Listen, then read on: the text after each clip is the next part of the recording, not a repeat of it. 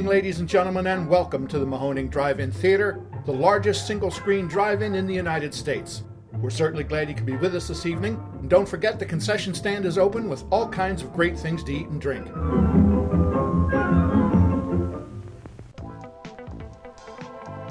89.3 Mahoning Drive-In Radio, your old friend Virgil back once again for another exciting episode of the podcast. It's been a while, as you guys know, the only podcast dedicated to the love and revival of our beloved drive-in culture. Joined as always as my co-host and general manager extraordinaire, Mark. Say hello, Mark. Hello. And if I sound a bit echoey today, it's because I'm recording from the projection booth. Great acoustics in here, I gotta say. That was always the idea in the beginning, is that we would record all of these in the projection booth at the end of a show at night.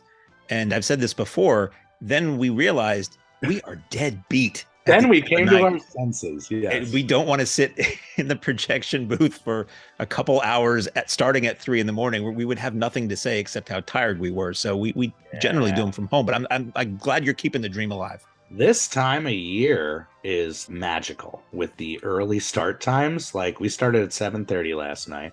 As a timestamp, we're going into October of our magical 2020 season. And it's nuts. You know, 2022. What did I say? Did I say 2020? I did that before at a certain point, didn't I? You are so in love with the pandemic year that you just have never left. In 2022, it's been crazy. Mark, has it not? This roller coaster ride of a season? Right.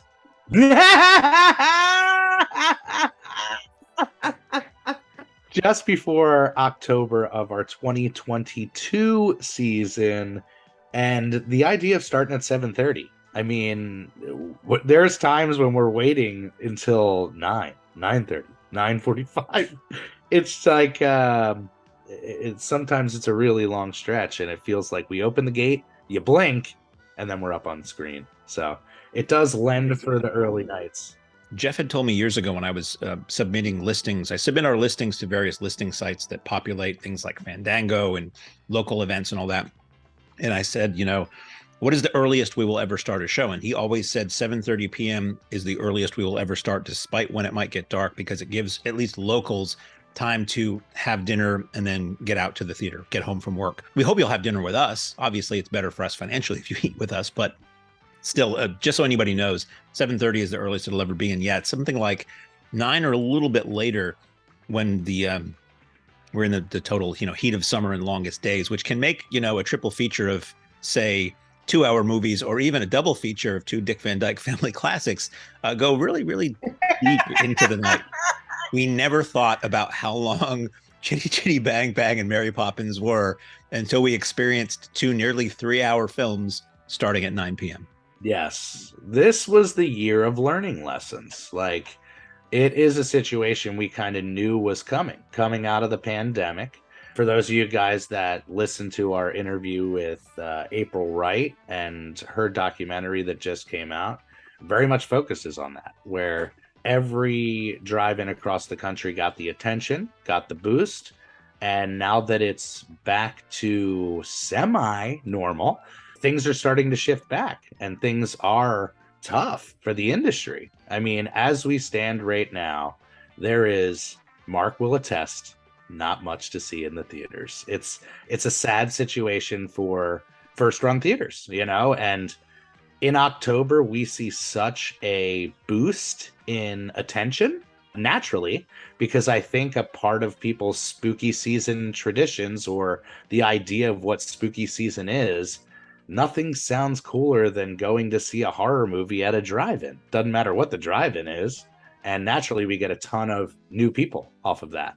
And this year, because a lot of theater owners see no major releases. I mean, movies are coming out every week.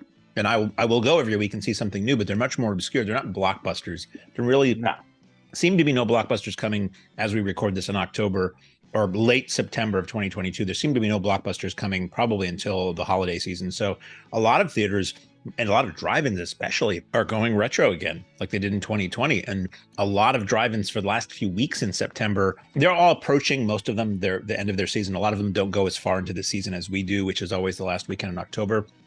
A lot of drive-ins are showing the biggest classic horror movies of like the 80s and 90s right now. So we're seeing a lot of titles that we've played recently, or we might even have coming up, playing coast to coast in drive-ins now. So for us, there's actually more. They don't do really what we do in the way we do it. They don't do 35. They don't do the immersive experiences and the guests and all that. But it's interesting to see so many people who say, gee, I wish I lived closer. Gee, it's really too far away.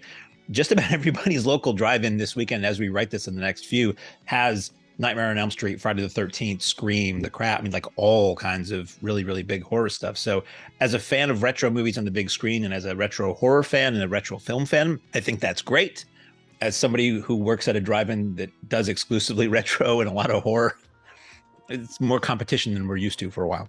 Yeah, and I think that's just been what we've seen in general this year. Again, going back to the learning lessons thing, is the world has opened back up. The things that we were able to add to the experience and the upgrades we were able to do on our lot, all that stuff, it's very much paced, with our success. And just the idea of what our calendar looks like and how we pace that out certainly was a learning lesson this year. And I told everybody, I said it to Jeff last night, I'm already looking forward to next year, just to kind of put some of these ideas in motion to really take us up a notch and assure that we can rock this thing forever. Right. And anyway, we are running into October, and it would be dumb for us to not let you guys know what we have coming up in October. So we just had a kind of perfect screening of The Thing last night. John Carpenter's The Thing. Not only was there a little chill in the air and it got a little colder as the night went on, the print looked absolutely gorgeous. Anytime Harry brings that print out, it's absolutely gorgeous. And cosplay fandom, I kept walking around the lot. I was like, on a Tuesday. It's incredible. I love when the Demmers are on the lot. They really bring an extra level of fandom and love of the movies, which people so embrace, And people always ask, do you have photo ops? Do you have this or that? It's like, no, but 9 times out of 10, we can guarantee you there will be somebody to take a photo with. There will be some experience at the drive-in that you can share on your socials, And John brought his A game, as he always does. Don't believe the man has a B game. He comes dressed as full McCready with the goggles and the Ken Russell hair. Sure, why not? Kurt Russell hair as well. And the fake, I think, flamethrower. And this thing he's brought a couple of times when we've showed in the film, it's a replica of the severed human head that grows legs and runs around. He has a replica of that on like a little like ATV radio controlled car. God. That just runs around the lot, and it is nightmare fuel. Yes, it's incredible. And anybody who knows the Demmers know that they go all out, decorate their car, always have some sort of theme going with their vehicle. And I love when it just overtakes the lot. They were walking around the lot, he's rolling up on people with the spider head. It's just it's one of those things, like the perfect fall night. And the people who were truly blown away by what we do. A lot of new people last night. Again, that's not a new thing for us, but a lot of new people who were coming out and showing us some love. I just realized that we said, jumping into this, we're not going to do a calendar episode. We're going to answer some Patreon questions, things like that. And I realized we're totally slipping into calendar. So let's just blow right through it. So Freddy Fest, the 6th through the 9th. Before that is Jack Shoulders, The Hidden. Yes. Thursday, October 6th. A really fun Kyle MacLachlan, Michael Nouri chasing an alien that can inhabit anyone, anywhere, wreaking havoc in LA. It's like an action sci-fi horror thriller. Nightmare Before Freddy Fest. Yeah, you guys got to come on out. I know Jack just appeared at Fantastic Fest over the weekend. Showing the hidden, like Showing the hidden. Hey, if you guys couldn't be in Austin this weekend, make your way on over to Lehighton, Pennsylvania, and rock with us. And Freddy Fest, I told Harry last night, I was like, this is one that's just going to sell itself. As you said, Nightmare on Elm Street is playing across the country right now to hook horror fans in for a nice spooky treat. We don't have just one Nightmare. We got 6 of them.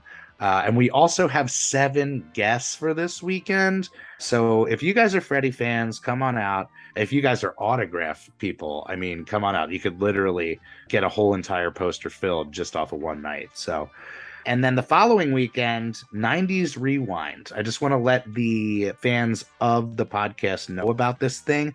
I'm super, super proud of this. Josh from Lunch Meat reached out and we put our heads together on a triple feature each night. So on the 14th, we got Drop Dead Fred, Little Monsters, and Nothing But Trouble, which has to be seen to be believed.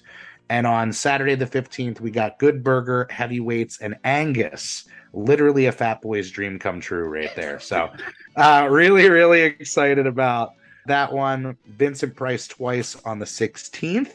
That is a double feature. If I can throw just a quick thing in there, that is a double feature of The Abominable Dr. Phibes, which I love, and House of Wax, which is a Stone Cold classic in 2D because we can't do 3D at the drive-in. And I went and reached out to a bunch of people who sell or produce Vincent Price merchandise. And a lot of times when I'm looking to hustle for free raffle donations from cool companies, I'll send out to a bunch of people hoping that one says yes. In the case of the Vincent Price show, they all said yes. So this might be the biggest raffle we've had on a Sunday night show in probably quite a while. Oh, I love it. I absolutely love it. And obviously that's going to bring the fandom out. You know, the following weekend, we actually don't have booked yet. I shouldn't say that. We don't have it announced yet. So you guys have something to look forward to there. But we did just announce our Sunday night, the 23rd.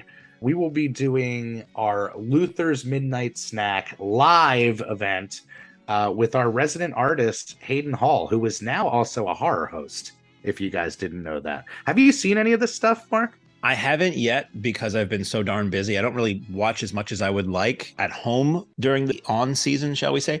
But this is cool. This is taking it back to the roots. This is an old style spook show. This is an old style, the kind of things that drive-ins and indoor theaters used to do all the time. Our friend Dave Wright has an exceptional Instagram account called American Spook Show, where he gets into a lot of this stuff of the old days. This is going to be a live horror host show, broadcast onto our big screen as they record it, and they'll later, I guess, probably wind up online somewhere with a screening of Drive-In Massacre, which is a wonderfully sleazy 70s film shot at a 70s drive-in about people being murdered at a drive-in.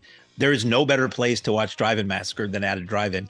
And they've got this thing called the Kill Booth they're setting up, which is some little video. It's almost like a photo booth, but with video, where you go in and you choose your method of demise, and they basically create that via editing and throw it up on the big screen afterwards. It's going to be an amazing night, the likes of which I don't think we've ever done anything quite like this before. No, maybe except Joe Bob, I guess. But this is much different from that.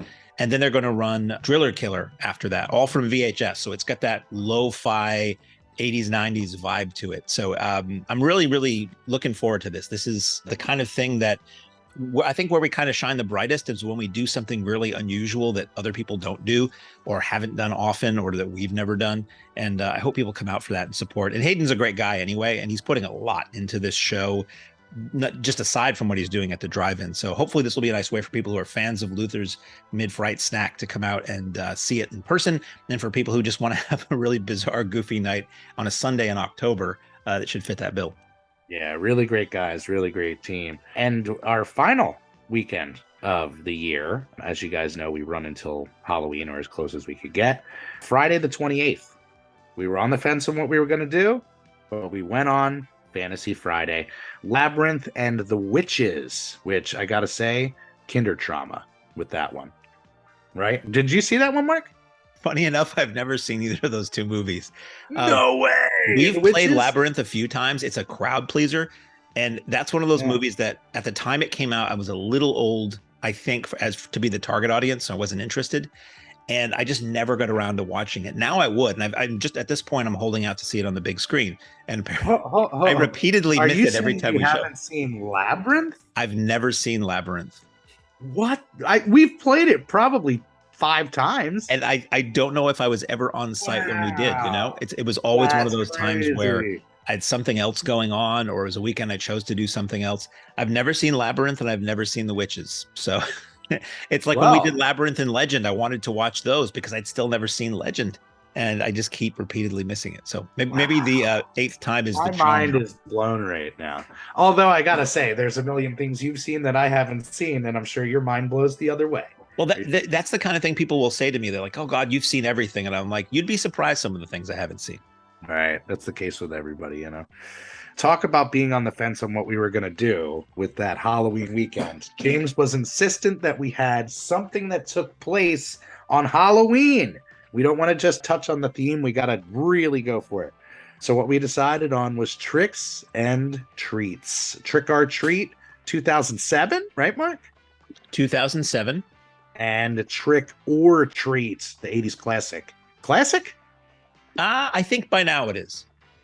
It is beloved. That is for damn sure. Yeah, it's the heavy metal. It's the Satanic Panic heavy metal ooga booga. Skippy from Family Ties plays a record backwards and summons the spirit of an evil, murderous, dead rock and roll star, and only he and his friends can stop this evil metal guy from taking over the world. It's really ridiculous. Metal. It's going to be a metal night, that is for sure. But yeah, that is going to include both of those nights, an on-screen costume contest where the winner will win an incredible prize. I don't want to give it away here because it's crazy. And we're also going to be doing our Trunk or Treat, kind of a staple of the drive-in culture at this point. You can come and decorate your vehicle, and we will give the winner each night a Mahoning prize pack. So come on out. That covers most of the calendar. You can check us out, mahoningdit.com, for all the dates, deets, and ticks, of course. Too bad. Poor man. But it's his own fault. We warned him. We told him to close his eyes when he heard this sound during the running of the motion picture, The Telltale Heart, Edgar Allan Poe's classic tale of terror. Look, are you squeamish? Then be honest with yourself. Close your eyes and don't look at the screen until this sound stops. There's a good reason for this warning. You see, you take the chance of forever hearing the telltale heart in your nightmares. He hasn't stopped screaming in 2 weeks. The Telltale Heart. Coming soon to this theater. So, Mark, why don't we shift over? What's going on with the Patreon? This time of year, I have this sinking feeling knowing that the season's slowly coming to an end. Some of us will go our opposite ways, go to our different states. It becomes harder and harder for us to see each other, but the party doesn't have to end, right, Mark? That's the fun thing about Patreon, is that it never stops. Believe me, as the person who runs it, it never stops. I try to keep it posting, several times a week, cool content. Some of it's content that I create, and some of it is stuff that I have amassed over the course of the season. We actually have a pretty huge backlog that goes back several years of things I have that I just try not to, inundate people with it, but it's going to last a while. So Patreon, it's several levels. If you haven't heard about this, bear with me if you have. It's a $5, a $10, and a $20, or a penny less than each of those tiers, and each of those gets you different things. Each higher tier gets you everything the lower ones do, and you get a membership card that's personalized for you. If you're in any level, you get some discounts, you get videos, you get exclusive podcasts, you get to vote on some things we do at the theater. There's really a lot. It's very involved. It's sort of an insiders club, and also it's a way for us to share a lot of content and thoughts and information that we just don't fit into our normal social media channels, because we're always trying to promote upcoming shows with those. So part of the top tier too, the simplex tier, which is not a social disease the way we spell it or have intent for it, is you get a monthly screening. Initially, it was a monthly screening at the theater, 35 millimeter screenings from our vault, movies that we've either never shown, might never show to the public, prints from collectors, usually pretty obscure stuff, but occasionally a big classic in there. And it's a really cool, it's like the old days at the theater. It's usually only 20 or 30 people. It's everybody knows each other. I'll do a DJ set. It's a really fun kind of wacky night that we do there. We realized at the end of last season that we wouldn't be able to do those anymore in the wintertime because the theater's closed. So we started doing virtual screenings once a month where we take a license of film from the AGFA, American Genre Film Archive Library, which is incredibly deep. Everything from Argento films to super obscure foreign films to who knows what that span really like the 50s or 60s up into the recent day. We licensed one of those films. I put together a pre-recorded DJ set as though I was at the theater, and everybody can watch along and chat along for 2 hours on a Wednesday night once a month. We decided to keep doing those during the season. So if you're a Patreon member when the drive-in is open, and you're a Simplex member, I should say, you get 2 of those shows a month. You get a virtual and an in-person. And then all through the winter, we keep doing the virtuals because there's no shortage of movies we can show. And for Virgil and myself and any of the staff that participate, it's a way to sort of still interact with our audience and our friends and each other. So that's a whole long shebang. And also with Simplex, you get an enamel pin that's exclusive every year and changes every year and a lot of other stuff. So I could go on forever about that because it is about 65% of what my brain is always doing at any given time. Yes. So it is a situation where we do want the season to continue every single year. And this is the time of year where we, kind of hit that wall and we're trying to give as much back as we can to keep the family experience and the experience in general alive, So the Patreon, in the off season really takes on a whole other life and a whole other meaning in that, it keeps us all together. It keeps the fan base informed on the upcoming bookings, things that we're working on. It really becomes even more exclusive than during the season, where you're kind of on the inside as we figure out what we are going to do for next year. So really excited about that. And you said that we're going to work on a all member screening. Yeah, that's my intention. Is we did this last year around in December, sort of as a gift to all of our members who, whatever tier you're in, to let everybody see what one of those Simplex virtual shows is like and just sort of give that as a gift. And we're going to do another one of those. I may try to get that done in October. I'll put that out through the Patreon and maybe on our main socials too, if anybody wants to sign up in advance of that. And it'll be no different from a typical Simplex show. It'll just be accessible to everybody who's a Patreon member. And the show usually runs a couple hours between the hour-long DJ set. And usually it's about a 2-hour video program after that. And then Virgil will usually pop in before the movie starts, say hello and maybe share a little inside skinny, and I'll pop in at the end. And we always do a door prize giveaway. We look at all the membership numbers of whoever's involved. We do a random number generator, pull a number, and that person gets a Blu-ray that Kino Lorber or MVD has given us.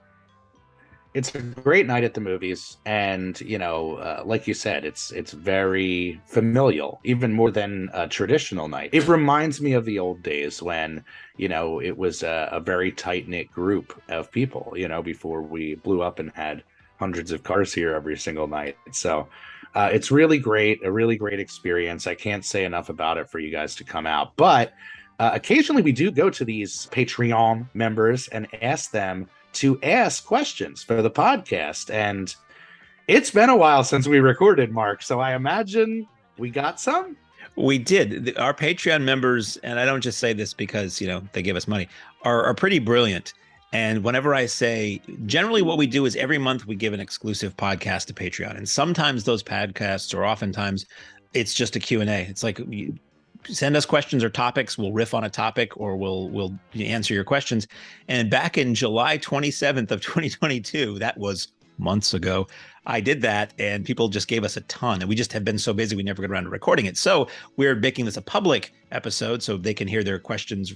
People all around literally, as I'm finding out, all around the world will hear the answers to these questions. First up is our good friend Kyle Park, who works at Neshaminy Creek Brewing, who we worked with on the Showtime at Sundown limited edition beer this year. Kyle says, favorite depictions of drive-ins in movies or shows? Oh my God. Now, just so you know, we don't really look at these questions before we start, so we may be editing this down. So then, as we think, our yeah. think time is. I mean, so there were a couple that were so inspirational for me. So certainly the Monster Squad, which I've talked about on the podcast before, with Sean sitting on his roof watching the horror movie from his house, pretty much, which was my dream as a child. You know, more than running a drive-in, which I didn't even think was possible. It was, I want to live close enough where I can literally sit on my roof and watch drive-in movies every single night. And in a weird way, it's tied into everything that I do. Like that image of Sean looking over his city to binocular his favorite horror movie is pretty influential. I also love the scene in The Wizard with Fred Savage, where they hide out. They're making their way across the country to California, and they hide out at one point in, I believe it's a projection booth of a drive-in, and then some street toughs come and take their money and all that. But that's another one, a visual, you know, that really stuck with me as a kid. I don't know if they're my favorites, but there's certainly ones that I love. I'm sort of struggling with my answer to just basically list everything I remember and the ones that I like best. Because to try to answer this, you're running through what is everyone I remember. For me, Targets is a big one. The Boris Karloff Targets film, which is a great movie that has a climax. Bogdanovich's first feature, I believe, has a climax at a drive-in. I think about, there's a Brady Bunch episode where Greg and Peter double date, and Peter is wearing a fake mustache, pretending to be an older man named Phil Packer. And he's sitting there with a girl trying to make out or something, and half of his mustache is falling off, and he doesn't. And it might wind up in the popcorn. So that was pretty. I love. I'm a huge Brady Bunch fan. And then I think of a movie. There's Fred Olin Ray's Bikini Drive-In. There's a movie called American Drive-In. I'm just thinking about Drive-In Massacre. Actually, I like a lot because it really is almost entirely shot at an LA drive-in. And I was always fascinated by California drive-ins growing up because they were so different from what I experienced. For me, drive-ins were always pretty rural. There was always grass or gravel, and the LA drive-ins were always paved. And I always thought that was a really weird kind of harsh feel. And they always looked like they were industrial areas where there was just stuff all around them. So you get to see like the old snack bar and the projection booth and the lot during the day and the lot at night. And so those might be mine. Targets, Brady Bunch, Bikini Drive-In, and Drive-In Massacre. And of course that Hooters music video, right? Did we tell that story? I don't think we did. Yes, we totally had one of the members of the 80s band, the Hooters, show up at the drive-in just as a fan, as a total fan. And by circumstance, I think, was it you on the DJ booth? Yeah. Like we were playing his song. He came in, Andy King from the Hooters. He was in the Hooters in their glory days. He comes into the projection booth, and it was I don't remember what it was. It was a pretty mainstream, popular weekend show.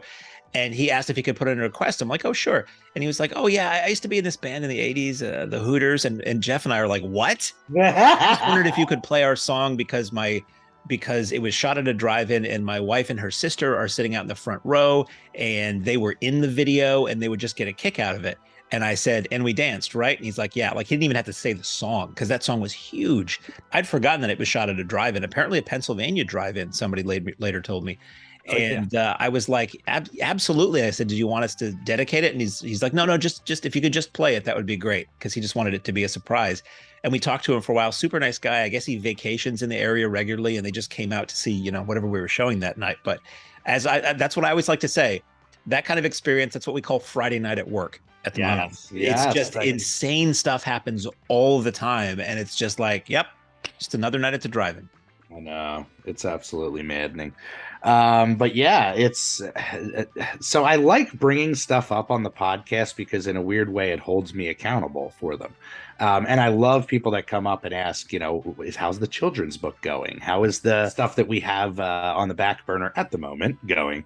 But I started digging back into the scripts and working on a horror script that's based around the Mahoning, really with that sense of work with what you got scenario. And this is the perfect setting. And in a weird way, I have a really nice story that I think goes along with it, while also feeding the horror fans with some amazing stuff. So yeah, look forward to that. Who knows? I don't know how quickly this thing's going to push forward, but I'm going to try to put my heart into this thing in the off season and make that the thing that doesn't make me go crazy missing the place. I don't know if we ever talked about it, but not long after the Joe Bob Jamboree that happened a year ago, we got a script sent to us from somebody who was a big Joe Bob fan and who knew about the Jamboree and our almost going under, almost being taken away, Save the Mahoning situation. And they wrote a script based on that was basically Joe Bob and Darcy versus like demons from hell and trying to save the drive-in. And it was amazing to read a script with our names in it. You and I were characters. Yep. But it was also amusing that they clearly didn't know us. So the way that they had, us talking and interacting with each other and like talking about the projection booth on the second floor and all this stuff, it's like they probably hadn't been to the Jamboree, but they were fans of Joe Bob and they appreciated us and what we do. It was a very, very strange experience, but totally cool. Someday maybe we'll see if that person is willing to let us publish that somewhere like online, because I mean, it was a full movie script and it was pretty wacky and wild. And yeah. I love that stuff. Like we are a breeding ground for creative people to come and kind of spark ideas and work off each other and things like that. So it's the bug. It's the bug. We all got it.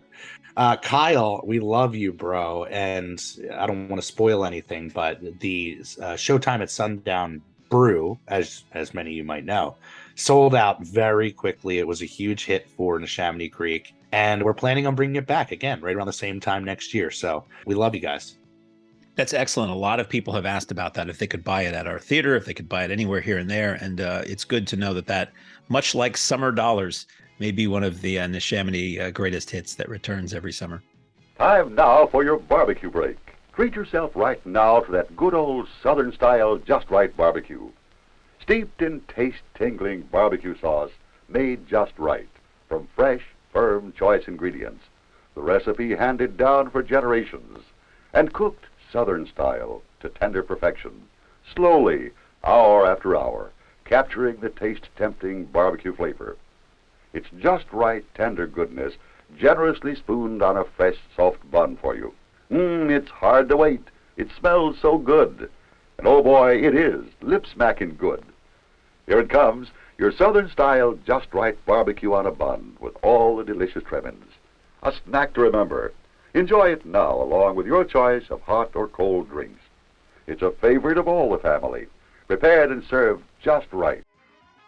So our next question is from our good friend Gene Beretta. No relation to the Robert Blake character. And I'm sure that's a joke that has been funny for him probably since the 70s. Follows. He's probably like, yeah, junior high, it would have been fine for it to have stopped back then. Got Robert Blake's face on a dartboard somewhere. Oh, God. No parrot? No parrot. So he's got a two-parter. This will require a little thought. If the Mahoning story became a feature film, who would you like to have play all you guys? I'll start. Billy Barty as Virgie. Now, I appreciate that. I appreciate that.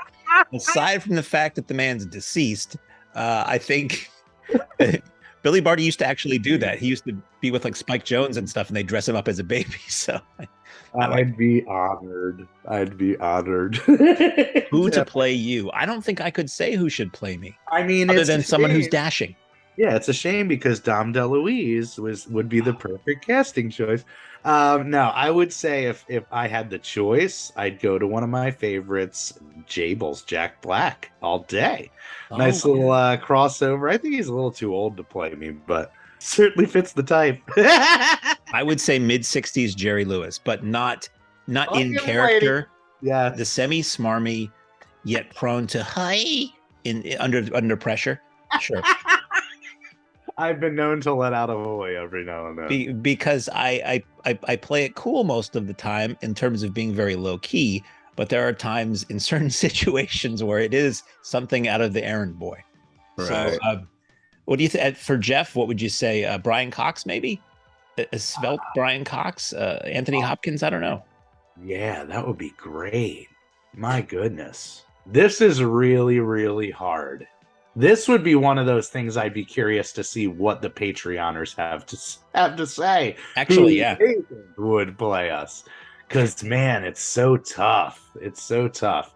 But yeah, maybe that's one that I'll work on as well and try to bring back a Stone Cold casting list. We'll have to try to do that. Maybe that'll be a post on Facebook or Patreon in the off season. It really requires a lot of thought. You don't want it to come off as insulting to anybody, but it takes a lot of time. And as I said, we don't really look at these beforehand to really, if you scoured it, it would be really kind of fun to figure out who would play everybody. That is in the most complimentary way possible. Yeah, that seems like a great crew party conversation to have, you know, or like a Carl and Daryl top 5 list. Oh my gosh, yeah, totally. Got to show the love to Gene Beretta. He not only loves the Mahoning like crazy, he shared that love with his son Ben, and now he's given his son to us. That sounds terrible. He loves us so much. He's like, just take my kid. Just take sacrificial son. Take him. No, he shows up early on the lot, and Ben is able to lend us a hand for school credits. So he's been coming in and helping us out, getting things ready, getting the lot looking pretty, and it's really a beautiful thing. So got to give a shout out to not only Gene, but his son, Ben. Also, Gene was instrumental. And when I say instrumental, it would not have happened without him in getting us the Frank Oz video intro for Little Shop of Horrors. Gene and his brother, they do the Beretta Brothers podcast, Vodcast, which is a video, and he and his brother discuss the Muppets, and they're connected to the Muppet world. They have all kinds of Muppet performers and people on this podcast, Vodcast.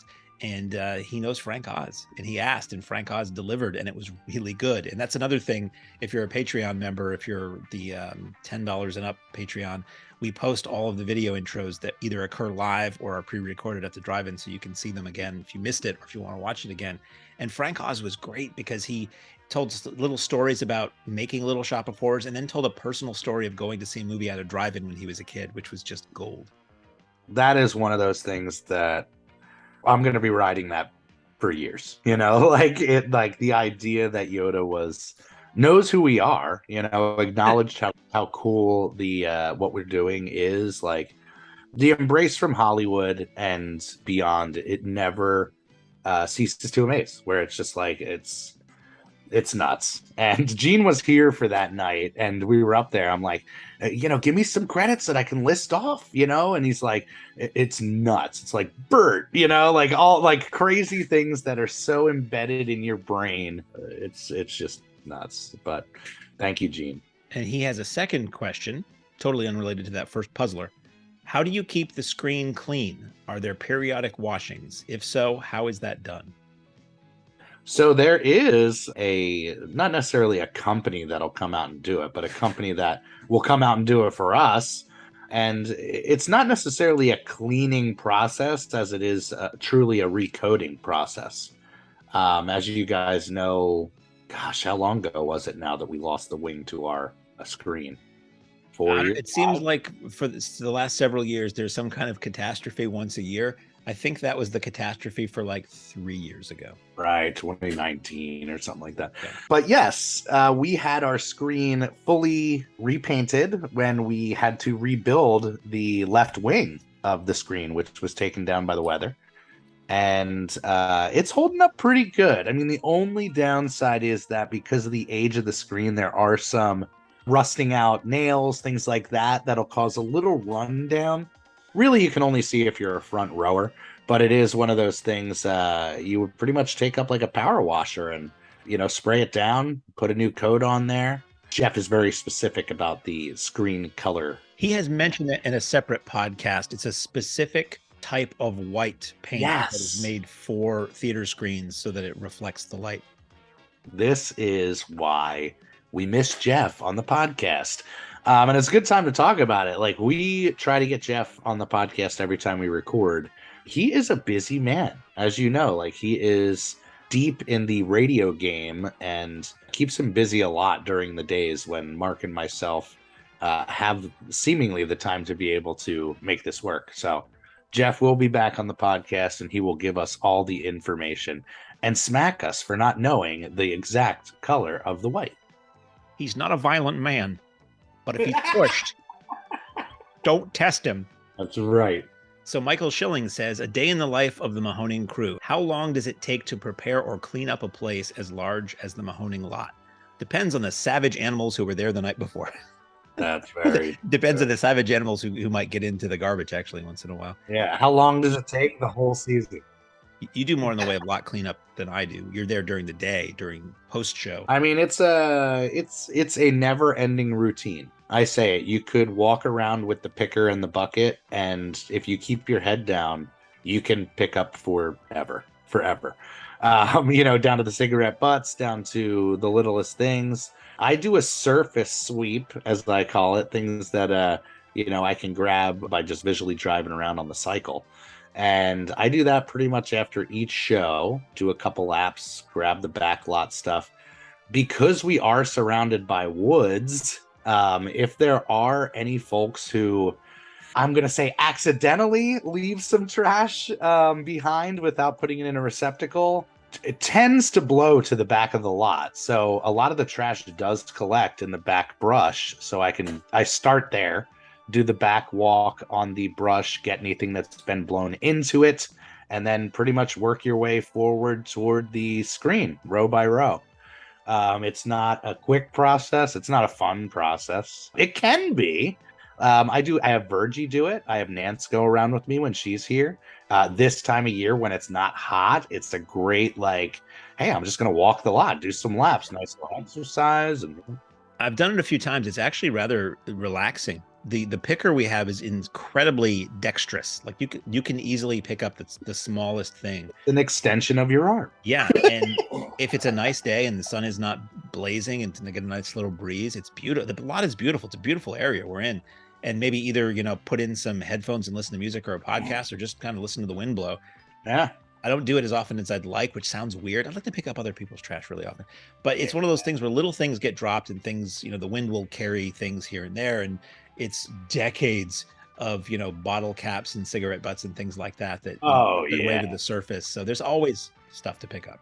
Yeah. And that's, if the question was how long does it take for us to clean up after an event? I mean, we like to have the lot looking great before we open the next day. So, sometimes it takes just that long. Other times it's much easier. I got to give a shout out to the back lotters, though, the folks who overnight. There are some back lotters who they just don't have anything to do during the day.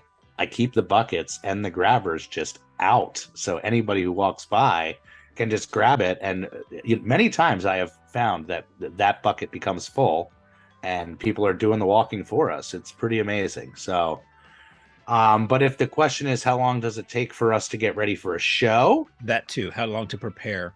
I think from the first person on the lot, Beth setting up the stand, right? Stuff.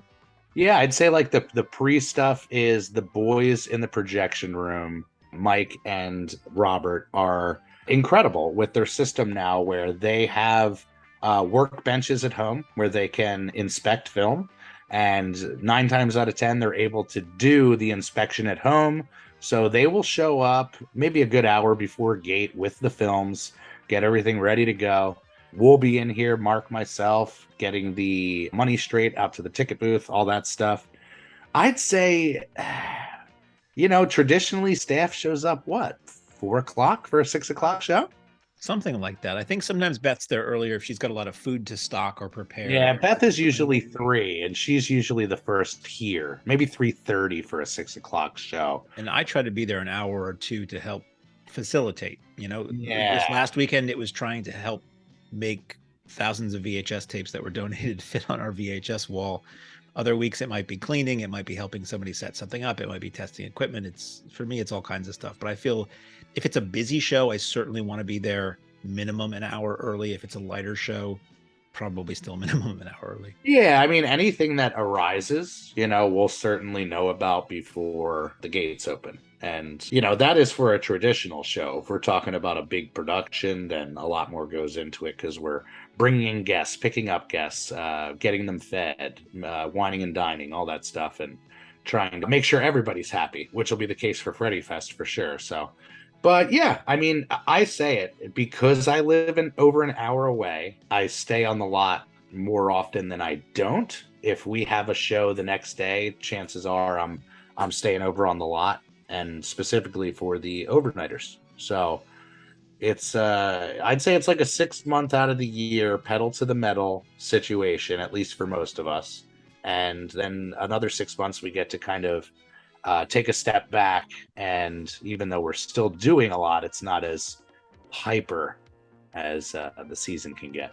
It's funny, when we had our off season last year, because I was doing Patreon and setting up raffle donations for the coming season and all that, it felt like I never really stopped. I wasn't on the lot at all, but it never felt like a big break for me. So some people, it was like, oh, it's good to get back in the swing of things. And I'm like, you and I were talking almost every day. I mean, Virgil and I were talking almost every day still, just about planning. The planning never really stops. It just kind of slows down. There's a little bit room for something else in your life, if you're a staffer or part of the management team at the Mahoning. But otherwise, yeah, it is a break for some people. Yeah. Probably wasn't even what you said, but I just said that anyway. It's so hard to describe what goes into this, and I've had people who, try to pick my brain about it. Like, what does go into this? It's so fully immersive. I couldn't even begin to explain. Like, it's from the minute we wake up to the minute we go to sleep, there's always some sort of concern about the theater, how we're doing, what we're doing, how people feel. I'm always monitoring every communication avenue we have. I've said it before, it's Facebook, Instagram, Ticket Leap. You can message through that. We can get messages through Square, email, messages through the website. And I pride myself on really fast responses, because sometimes I feel like that answer I give this person in the timely manner might make the difference of whether they're coming out or not. Right. And there's so much. Yeah, I'm constantly. The only time I'm really not thinking about the theater and not working for the theater is if I'm asleep or in a movie. Yeah, that is the nice thing. That we do have the outlet to be able to go to a darkened theater and just get out of our heads for a little while. Which, by the way, I didn't want to make it sound like there's garbage out in the theater. There's just not movies that early in the podcast, that is. There's just movies that aren't drawing the big crowds like they did. It's sort of more art house, even in the mainstream theaters. It's more niche stuff. It's not big Marvel movies and what the film industry has become dependent upon for big audiences. Yeah, so it's tough. And, again, you see why theaters are kind of forced to go and dig into the vaults, because there's not much to feed them. And it doesn't help the situation that some of the biggest holiday Halloween movies are not going to theaters. They're streaming. So, which is something Mark and I talk about all the time, and everybody here really talks about all the time.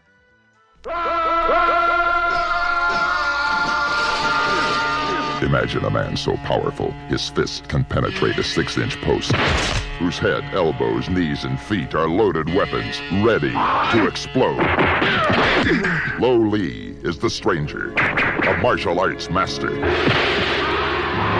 Van Cleef is the gunfighter, the legendary man of iron. He carries luck for the ladies and life on his hip.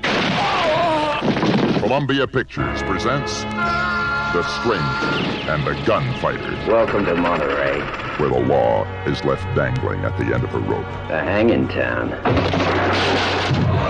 Lee Van Cleef, Lo Lee, two fantastic fighting machines. The Stranger and the Gunfighter. Together, they can do anything. Rated PG. Parental guidance suggested. So our good friend, whose handle on Patreon is Neon Rocket Ship, but we know he's really Will, said, if you could book any one guest for an autographed signing and Q&A without financial or print rights availability restrictions, that's the dream, what guest would you choose and what movies would you show that night? Jesus.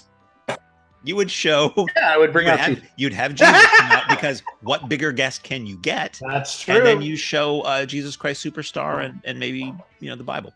Yeah, totally. Joseph and the Amazing Technicolor Dreamcoat. There you go. You could build a whole weekend around that. Yeah. The biggest guest ever. That's a loaded question. Mark, where did your head go somewhere immediately? My initial knee-jerk reaction is personal, stuff that I would want to see, which is somewhat how we book the place. Okay, what do we want to do? We want to show the original Star Wars trilogy on 35 millimeter Technicolor prints from the original release, and we want to have Mark Hamill come out and George Lucas. There you go. That's nothing we would ever dream to even think about because it's impossible. But that's the most requested films that we have. And what better guests than, Luke Skywalker and the guy who thought it up. Yeah. For me personally, it would be Cannonball Run, which is, I've just been given the information that it is more feasible than it's ever been to do that. Ooh. And to have people who actually were in those races, have Adrienne Barbeau come out because she was in that film. There aren't that many people left. Maybe Jamie Farr come out because he was in the film. But then have people who have actually been in the Cannonball race who are out there and who are still doing it. Have them come out, have some of the cars that ran in the actual Cannonball races. There's an exact copy replica, Travis Bell, who runs a really cool company that we've utilized for raffles, he makes replica license plates for movie and TV cars. He has an exact replica of the ambulance that ran in the Cannonball in 79 and then was later used in the movie in 81. Have him come out. There's a guy who dresses like Captain Chaos. I mean, I would make an amazing Cannonball night with some celebrity guests. I would have Pam Grier come out and do a Pam Grier weekend because I'm a huge fan. And I don't know, Dirty Harry weekend with Clint Eastwood there. I mean, the list could be endless. It's nuts. I go to Hero. I mean, my brain automatically went to filmmaking. Heroes. I mean, Robert Rodriguez, Linklater, QT. Could you imagine that? Which, as you guys know, we work with QT, and that's the dream one day. But it's so tough because I'm going into Booker brain too, where I'm like, all right, what event could we build around this? Man. Well, I mentioned it earlier. My 40th birthday is going to be falling next year during the season in May. And I want to do a selfish booking on a Sunday to celebrate my birthday. And the movie that I'm picking is Tenacious D and the Pick of Destiny. And I talked about it on this podcast where the idea of having the D come out and rock the Mahoning would be like a culmination of of so much, Same thing with the Kevin Smith Fest thing. A lot of people saw that I took that shot at the Kevin Smith Q&A when he was touring Clerks. And that's something I have been pushing for since 2014. Like the first thing I pitched to Matt and Jeff was the Kevin Smith Fest. And the idea that we could do it legitimately, like bring out all the characters from, the ancillary movies and do a true career run, multi-day. It's kind of what we envisioned for the theater right from the beginning is, if we can make this a fan space where people can come out and truly gather under the umbrella of this artist, it's kind of what, again, it's the direction that we've gone. So who knows? Crazier things have happened. That's, again, another great Patreon question. I would love to know. And maybe it's the thing we put out on our socials in the off season. Just like, hey, if there were no restrictions, who are you booking? What are you showing? John Carpenter with John Carpenter movies. Yeah. There are certain times we'll show something and somebody will comment on Facebook, oh, you should have so-and-so come out. And it's just like, oh boy, that's a lovely idea. But the costs involved are just, it would break us. That some of these big guests are really like tens of thousands of dollars to come out. We just don't have the money. Yeah. And we've made insane pitches. Again, like if we could dish deep, it's like we've made some unreal pitches to people and talent. And it's just not their bag for whatever reason. It's like, what we do here, we realize is it's fan service, even though there's so much deeper meaning behind it with the preservation angle and what we stand for and all that stuff, to go to a viable star and be like, hey, Steve Spielberg, you want to make a little time to come out to our little theater here in Lehighton? You can keep everything you make at your table. Crazier things have happened. Thanks, Will. Austin Berkey asks that musical question. Where do booked guests typically fly into? How do they typically get to the lot? Is there a typical? In addition, is any Mahoning staff local to the theater? I'm always curious to know how far folks have to commute. So where guests fly in from. Some fly in, some drive. A lot of our guests are based in the greater New York City area, so they just drive down or have somebody drive them We're down. lucky, yeah. Yep. Val actually drove down one of the Warriors. That was kind of cool. So it's usually, was it Allentown they usually fly into? Yeah, Allentown, Bethlehem, ABE Airport is the easiest for them to fly into. It's a half hour from the theater, if that, maybe 25 minutes. But it's convenient? Question mark. I usually am the person who has to go and pick up our guests from the airport, bring them back to the hotel. We're very lucky with our staff because, the opportunity to be a right hand to a celebrity guest is really a huge perk of what we do here. And a lot of people do jump at that. But sometimes it is a challenge to be able to juggle all of that, which we've talked about here. But more times than not, it is such a gift. I feel so lucky that not only are we able to book incredible guests, but we get to have one-on-one FaceTime and sometimes really beautiful connections with these people. And that has happened with almost every single guest that we have brought into the Mahoning. And those are memories that I'll carry forever. Like talking about life and philosophy with Zach Ward, or talking about the unknown with Travis Walton, or talking about the crazy life with Ginger Lynn this year. It's really endless. And again, a added perk to what we do. And it's really wild. But yeah, usually Allentown, Bethlehem. What was the other part of the question? Where do the staff come in from? Yeah, exactly. Are any staff local to the theater, and just basically how far does everybody live from the theater? Rob might be the closest, right? Rob is very, very close to the theater. Well, some of the kids are too, aren't they? Aren't they just in town? Yes. Yeah, definitely some of the young staff. Although some are surprisingly further than you would think. Like, I know Crystal comes in pretty far each night. I feel like an hour is roughly the standard for a lot of the staff. A lot of the Pennsylvania staff. That's about the average. Mama Beth travels in from a little further upstate, takes her about an hour. I come from closer to Philly. I'm about an hour and change. Mark's coming from New York. That's the drum boars. They're about a half hour, right? They're not over an hour. They may be close to an hour, between 30 and 60. I know Vince is a good hour. Dave's a good hour. It's funny because I always say we should get the shirt made. The Mahoning Drive-In Theater. We're close to know what.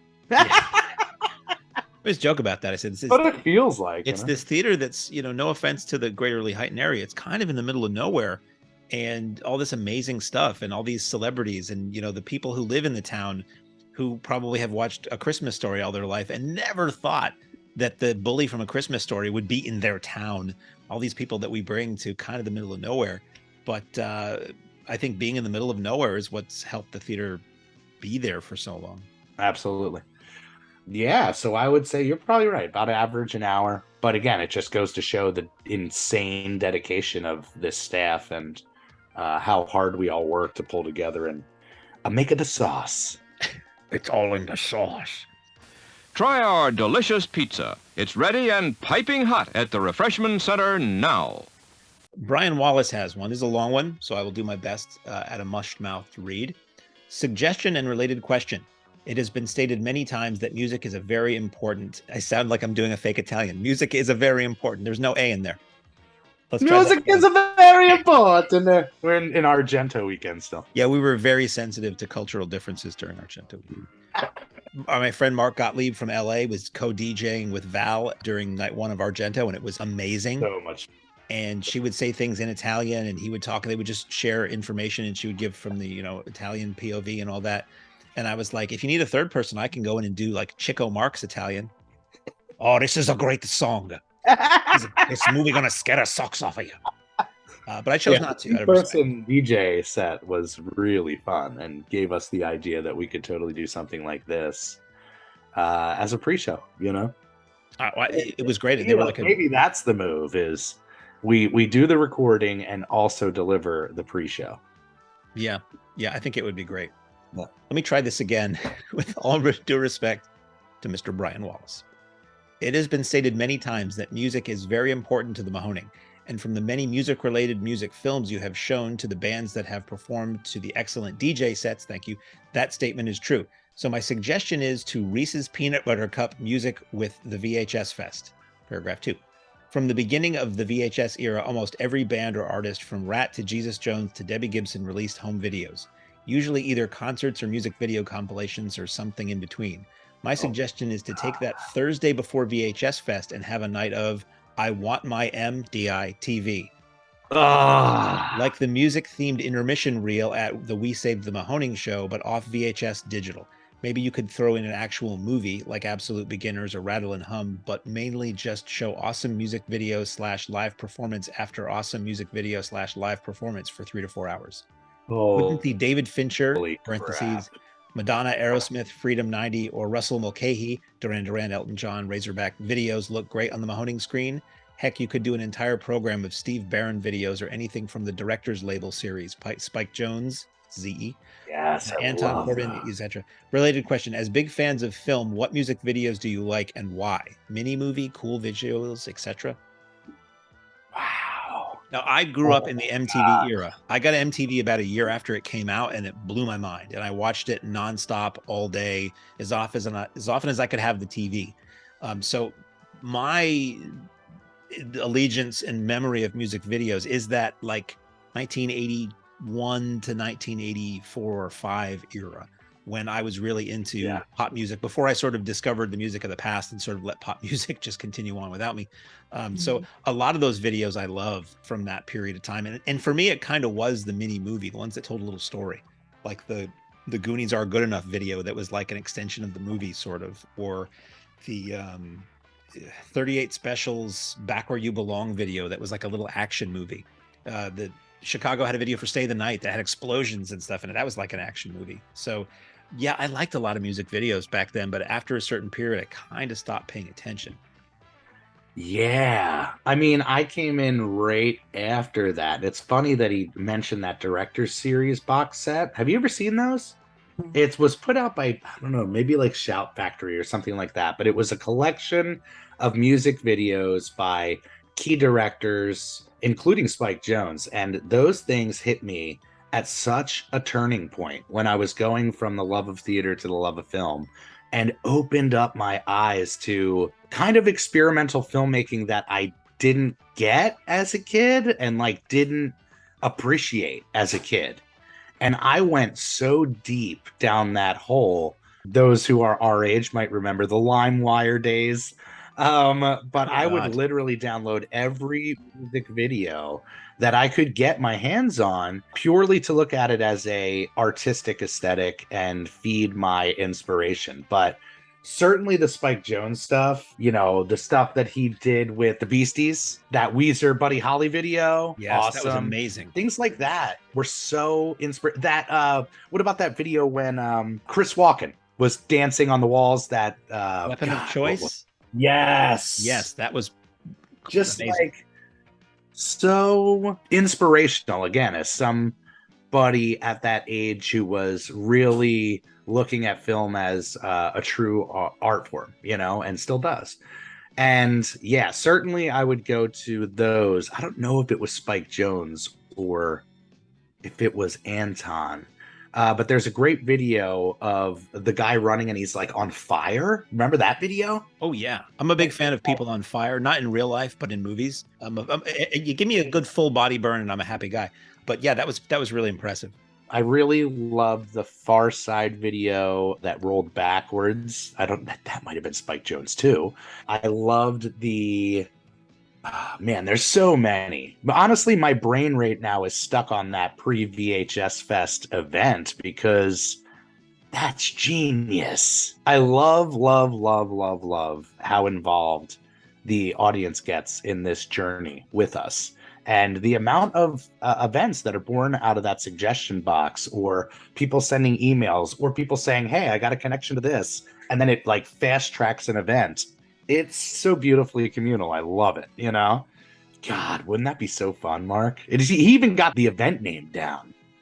Yeah, it would be. I mean, it's a matter of, you know, sourcing all this stuff, but I was just thinking about that as I was shelving videotapes on our wall. Is that was a big thing for a while in the VHS era. It would be like a music video collection. I've got a Huey Lewis one, and it's the music videos in full, which a lot of times MTV or VH1 would chop off anything that wasn't singing.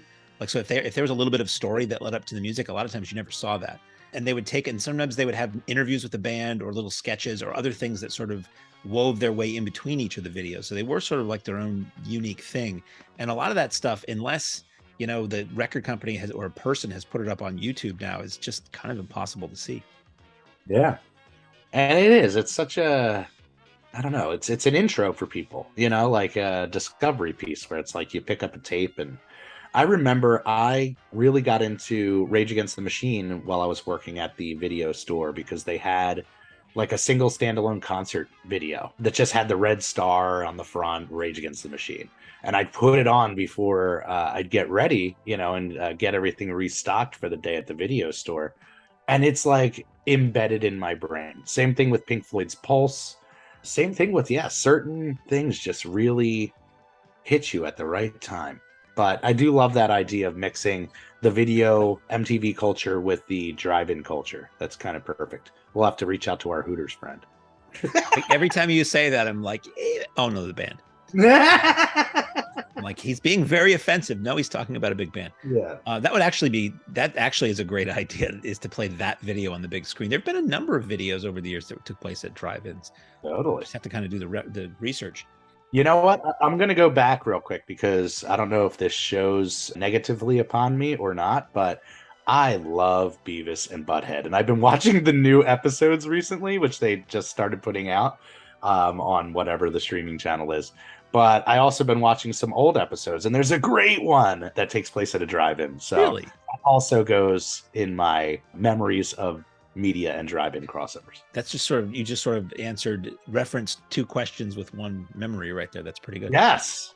So Kenneth Bigley, who is our UK correspondent, he's from Liverpool, Patreon member, which is great. Live comedy on 35mm and VHS era favorites. So this is a multi-part question, so we'll go one at a time so we don't forget the other parts. So live comedy on film and VHS era. For me, I grew up watching the George Carlin specials on HBO. Carlin at Carnegie was the first one I saw. So it's not film, but it did have a VHS release. All those did as well. And we ran Eddie Murphy Raw many years ago at the drive-in, which I want to say is the only live comedy thing we've ever run there in our era.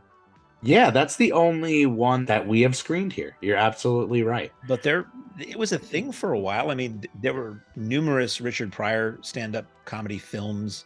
Ones that are our favorites, it's going to show sides of us, And I'm going to say definitely that, like you said, the Eddie Murphy stuff was huge. Like, you could not escape it.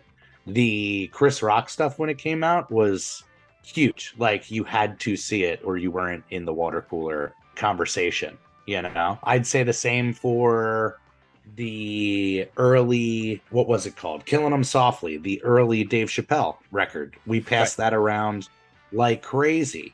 I'll go even deeper though. Jerky Boys. Like, handing around the Jerky Boys tape was so influential in my like literal 5th to 6th to 8th grade experience. It's kind of unbelievable. I have to say, not a week has gone by since I first heard Jerky Boys. I want to say I was a freshman in college.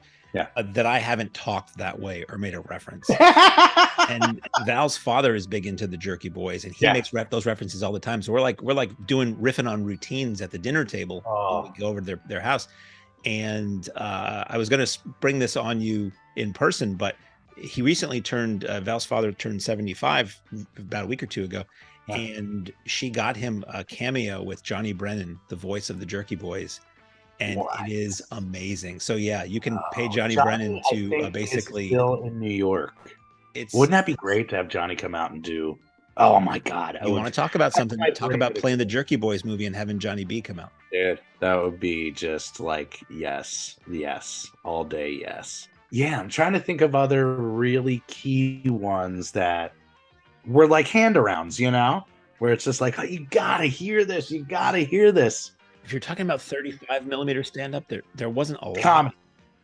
But if you're talking about comedy videotapes, that was pretty much any cable special. So Robin Williams at the Met was pretty huge. Yes. I used to like the Gallagher tapes. As much as people think of him as just a guy who smashes watermelons and who is incredibly bitter in his later years, he was pretty darn funny with the verbal stuff. It's a bit of a prop comic, a lot of a prop comic, but his verbal stuff was pretty funny too. So I remember renting those. I just think about when I was a kid and finding a video store that would let me rent tapes that were rated R. So it was a lot of that. Yeah. Oh my gosh. I love that suggestion as well. And we have talked about Stand Up Sunday. We were really on the fence on whether or not we were going to do Stand Up Sunday this year. I think it's certainly worth a shot. I think it all depends on what we play.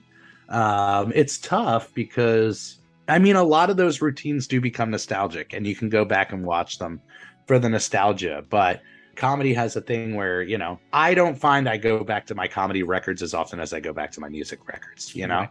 Where it's like if that joke is embedded in your brain and gives you that escape for a little while, the idea of like going back and reliving it over and over again is a weird concept. That's why I think when it catches on, it's so weird. Oh, the Dice stuff. I remember when Dice was around, like that was a thing where we had to hand it off secretly. It's like if your mom knows you're listening to Dice, she will punish you. At the time that came out, I remember seeing him on one of the HBO. Rodney Dangerfield used to host these young comedian specials on HBO.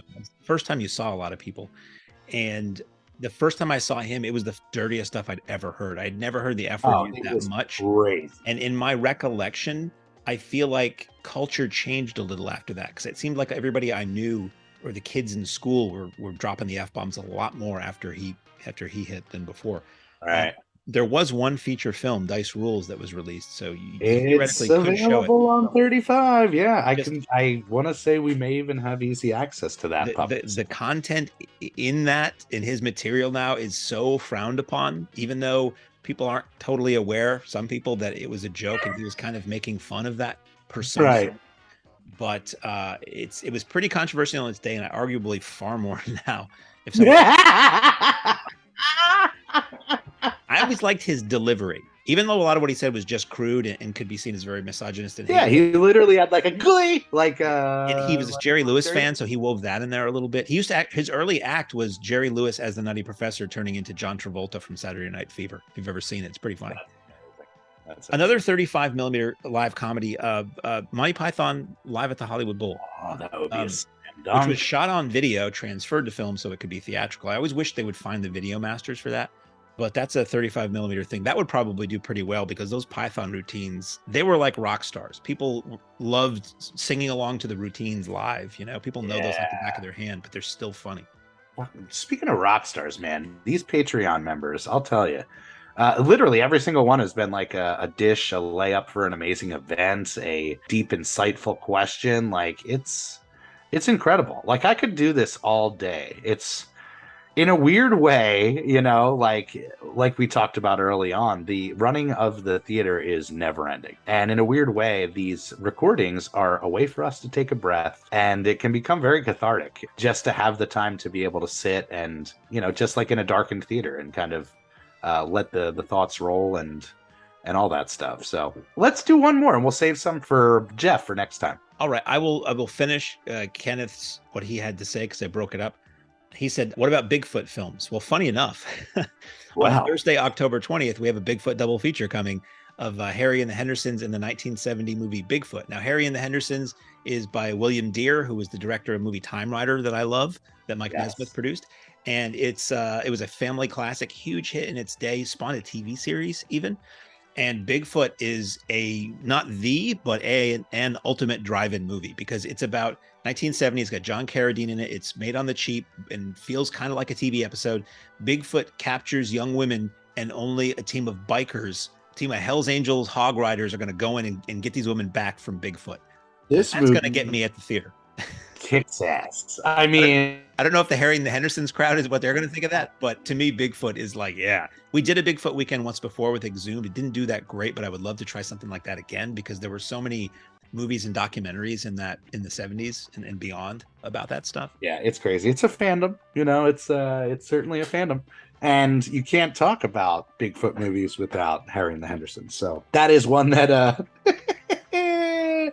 we're gonna have a great time with. I really do love when we can get into these goofy comedies and just have a night where we're laughing our butts off on the lot. And if I recall, Harry, which is the Bigfoot character in Harry and the Hendersons, was portrayed by Kevin Peter Hall, which is the man who was inside the suit of the Predator in Predator. Oh shit, I didn't know Pretty that. sure. He was a very tall African-American actor who was in a show called Misfits of Science that I used to like, where he had one of the rare times you see him not in a monster suit, but he was just super tall. So he was ideal for playing. I think he was in, what was it, Without Warning. I think he played the creature in that too. And the last thing Kenneth has to say is, by the way, nice to hear about those Monkeys episodes on 35. Nobody happier than me to know about those and the fact that that show was a success. And we will be bringing back different Monkeys episodes in 2024, I believe. Yeah. So one more, Brett Ryan Bonowitz asks that musical question. Virgil has mentioned living on the lot during the season. I'd love to hear more about what that's like. Wow. Well, it is a life. Look, I say that loving the drive-in is a lifestyle. Running a theater, when you're doing it well, can become a lifestyle. And what we do here has crossed over so much into my personal life, in that my entire family is employed here. My daughter works the concession stand. We run this business as a family, and so much goes into it. And I find more than the ease of not having to travel back and forth every single night, it really does allow me to focus on the lot as a whole and the business as a whole, and be able to take a step back from it on nights when there's literally nobody here but me. But I'm sure what people want to hear about is how freaking fun it is. So every morning I wake up and I walk the entire drive-in lot. I usually do a couple laps. Again, on nights after shows, I'll pick up trash, do the spin around, and then I'll head into town, get some breakfast, come on back, and start doing, any lot maintenance, things like that. But the beautiful thing is that on nights that we don't have to get ready for a show, like starting in the mid-afternoon, I have the lot to myself, which means I have that big, beautiful screen to myself. And my thing of late, which has leaked into some of the late night fun, is concerts, playing concert videos. It's, with the size of that screen sitting in that field, it is truly like going back in time and watching some of these bands, and some of them who I will never, ever have the experience of seeing. So I've been really deep diving on stuff like that. Of course, I will watch films here as well, and I'm sure it will warm a lot of you guys' hearts that I have a retro video game player as well, that I can totally tap into that anytime that we want as well. So, but yeah, the living on the lot thing is fully immersive and allows people to come onto the lot, get work done on the lot. There's always somebody here. The overnight situation obviously wouldn't be possible without it, but I wouldn't trade it for the world. Back when I was running the vineyard, before I jumped full-time into the drive-in, that's what Matt did. That was Matt's gig, was pretty much having to stay on the lot all the time, take care of anything that was happening during the week, whether it be deliveries, orders, blah, blah, blah. And that's pretty much a never-ending task, to be that guy here at the theater. And it's really nice to be in town as well, because when things come up where we need to get something done in a hurry, I'm able to literally take care of that during the week. I'm gonna dish a little bit, because what the heck, why not? If this doesn't work out, why, that I may regret it, but whatever. So our last night of the year with Exhumed Films, we had so many requests out to guests, and unfortunately none of the big ones were available. So Harry came to me with this idea of playing Wicker Man and doing a community burn, where we actually build a Wicker Man and bring people out to celebrate the last night of the year.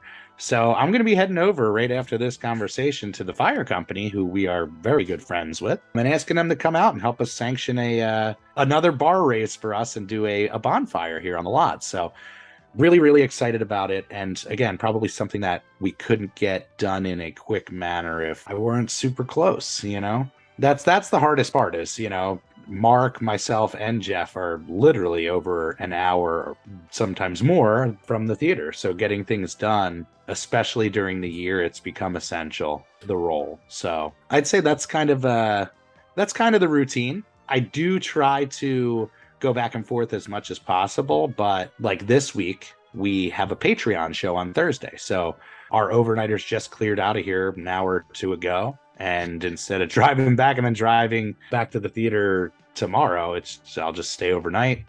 And tonight we're actually doing a test run for Hayden's Luther show. So it's, again, something like that happens pretty often here where people are coming to build sets or need to get access to the lot and whatever. So it's always an adventure, and it's become, like we've talked about a million times, way bigger of a dream than I could have ever imagined. So, well, the one question I have that maybe me being an avatar for the people who are listening, is it ever creepy? Ooh.